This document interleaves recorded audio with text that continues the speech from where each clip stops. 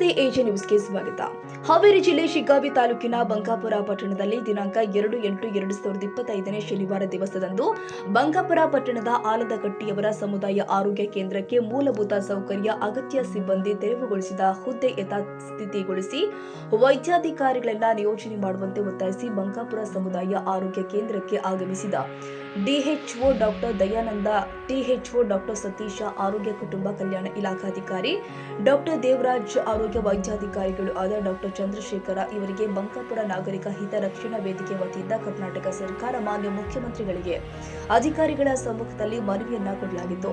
ಇದೇ ಸಂದರ್ಭದಲ್ಲಿ ಬಂಕಾಪುರ ಸಮುದಾಯ ಆರೋಗ್ಯ ಕೇಂದ್ರದಲ್ಲಿ ಅರವಳಿಕೆ ತಜ್ಞ ಹಾಗೂ ಸ್ತ್ರೀರೋಗ ತಜ್ಞರ ಹುದ್ದೆಯನ್ನ ಬೆಂಗಳೂರು ಆರೋಗ್ಯ ಕುಟುಂಬ ಕಲ್ಯಾಣ ಇಲಾಖೆ ಆಯುಕ್ತರು ತೆರವುಗೊಳಿಸಿದ್ದು ನೋವಿನ ಸಂಗತಿ. ಕೂಡಲೇ 2 ಹುದ್ದೆಗಳ ಯಥಾಸ್ಥಿತಿ ಕಾಯ್ದುಕೊಂಡು ವೈದ್ಯಾಧಿಕಾರಿಗಳನ್ನ ಯಥಾ ಪ್ರಕಾರ ಮುಂದುವರಿಸಿಕೊಂಡು ಹೋಗಬೇಕು, ಇಲ್ಲದಿದ್ರೆ ಉಗ್ರ ಹೋರಾಟ ಮಾಡಲಾಗುತ್ತೆ ಅಂತ ಹೋರಾಟಗಾರರು ಆಕ್ರೋಶ ವ್ಯಕ್ತಪಡಿಸಿದ್ದಾರೆ.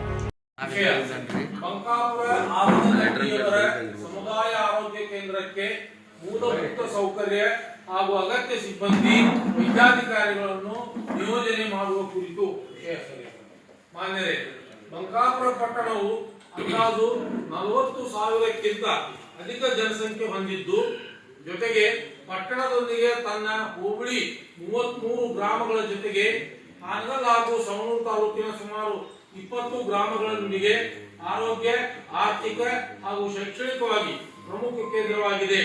ಇಂತಹ ಪಟ್ಟಣದಲ್ಲಿ ಸರ್ವ ಜನರ ಆರೋಗ್ಯಕ್ಕಾಗಿ ಈ ಮೇಲೆ ನಮೂದಿಸಿದ ಆರೋಗ್ಯ ಕೇಂದ್ರದೊಂದಿಗೆ ನೇರ ನಿಕಟ ಸಂಬಂಧ ಹೊಂದಿದ್ದು ಇರುತ್ತದೆ.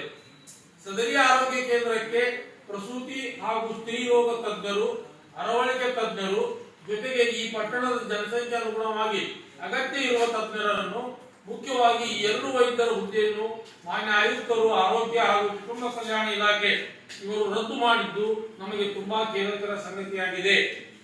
ಕಾರಣ ತಾವುಗಳು ತತ್ಕ್ಷಣವಾಗಿ ಈ ಪುನರ್ ಸ್ಥಾಪಿಸಿ ಯಥಾ ಪ್ರಕಾರ ವೈದ್ಯರನ್ನು ನಿಯೋಜನೆ ಮಾಡಬೇಕು. ಇದರೊಂದಿಗೆ ಆರೋಗ್ಯ ಕೇಂದ್ರಕ್ಕೆ ಅವಶ್ಯಕ ಇರುವ ಸಾಧನ ಸಲಕರಣೆಗಳನ್ನು ಮತ್ತು ಸಿಬ್ಬಂದಿಗೆ ಹಾಗೂ ರೋಗಿಗಳಿಗೆ ಆಸನ, ಶೌಚಾಲಯ, ಕುಡಿಯುವ ನೀರು ಹಾಗೂ ಸಿಬ್ಬಂದಿ ವರ್ಗಕ್ಕೆ ವಸತಿ ಸೌಕರ್ಯಗಳನ್ನು ಕಲ್ಪಿಸಬೇಕು. ಮರಣೋತ್ತರ ಶವ ಪರೀಕ್ಷೆಗೆ ಬರುವ ಕೊಠಡಿಯನ್ನು ಸುವ್ಯವಸ್ಥೆಯಲ್ಲಿ ಇಡುವುದು, ರಸ್ತೆ ಹಾಗೂ ಕಟ್ಟಡಗಳನ್ನು ಅಚ್ಚುಕಟ್ಟಾಗಿ ನಿರ್ವಹಿಸುವುದು ಹಾಗೂ ಅಗತ್ಯ ಸೌಕರ್ಯಗಳನ್ನು ಕಲ್ಪಿಸಬೇಕೆಂದು ವಿನಂತಿಸುತ್ತೇವೆ. ಮೇಲೆ ನಮೂದಿಸಿದ 2 ವೈದ್ಯರನ್ನು ತತ್ಕ್ಷಣದಲ್ಲಿ ನಿಯೋಜನೆ ಮಾಡದಿದ್ದಲ್ಲಿ ಉಗ್ರ ಹೋರಾಟ ಕೈಗೊಳ್ಳುವ ಅವಶ್ಯಕತೆ ನಿರ್ಮಾಣವಾಗುತ್ತದೆ ತಿಳಿಯಿರಿ. ಇದು ನಾವು ಈಗ ನಮ್ಮ ಬಂಕಾಪುರ ಪಟ್ಟಣ 35,000ಕ್ಕಿಂತ ಅಧಿಕ ಜನಸಂಖ್ಯೆ ಹೊಂದಿದ್ದು 34 ಹಳ್ಳಿಗಳ ಇಕ್ಕಟ್ಟ ಸಂಪರ್ಕ ಹೊಂದಿದೆ. ಬಂಕಾಪುರ ಹಾಗೂ ಸುತ್ತಮುತ್ತಲಿನ ಗ್ರಾಮದ ಜನ ಅಧಿಕಾರಿಗಳಿಗೆ ಸ್ಪಷ್ಟಪಡಿಸಿದ್ರು ಮತ್ತು ಮನವಿಯನ್ನ ಸಲ್ಲಿಸಲಾಗಿತ್ತು.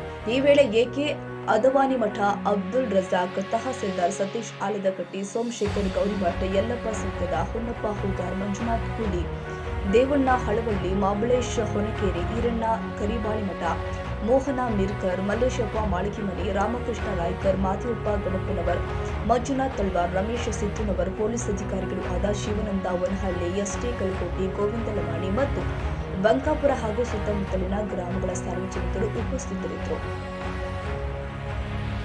ಕನ್ನಡಿಗರ ಮೆಚ್ಚಿನ ನಿಮ್ಮ ಎಜೆ 24/7 ನ್ಯೂಸ್ ಕನ್ನಡ ವಾಹಿನಿ ಇದೀಗ ಟಿವಿಯಲ್ಲಿ ಲಭ್ಯ. ವೇಳೆ ನೋಟಿಸ್ ಕೊಟ್ಟಿದ್ರೆ ವಾಪಸ್ ತಗೋತೀವಿ. ಇವತ್ತು ವಕ್ಫ್ ಪ್ರಾಪರ್ಟಿ ಅಂತೇಳಿ ಬರ್ತದೆ ಅಂತ ಹೇಳಿದ್ರೆ ರೈತರು ಬೀದಿಗೆ ಬಂದು ಏನ್ ಮಾಡ್ಬೇಕಾಗತ್ತೆ? ಯಾರು ವೋಟ್ ಹಾಕಿಲ್ಲ ಅಂದ್ರೆ ಗ್ಯಾರಂಟಿನೆಲ್ಲ ಸ್ಟಾಪ್ ಮಾಡ್ಬಿಡ್ತೀವಿ.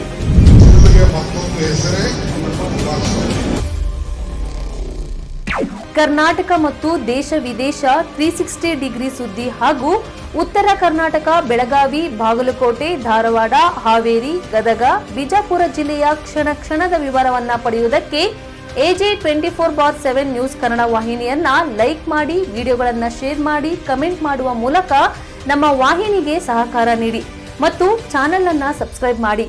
ಧನ್ಯವಾದಗಳು.